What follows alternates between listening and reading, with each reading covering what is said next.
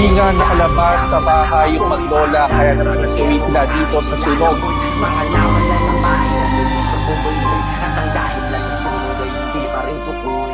Galing pang trabaho at pagod ang katawan, pero di mapaliwanag ang ngiti ko sa daan. Hawak-hawak pa ang supot, regalo ang laman. Aking ina susorpresahin sa kanyang kaarawan. Pero napatingin sa hindi kalayuan, aking napansin bakit sila nagtatakbuhan. Agad lumapit rin nang masagot ang katanungan ng aking marating, balahibo ko nagtayuan. Mamberto, Mamberto, yung bahay niyo tupok. Sigaw nung aling dumaan, tila kabado ang tunog. Nag-iba aking kutob at tinakbo ko na agad. Ang nanay kong may karamdaman at hirap na maglakad.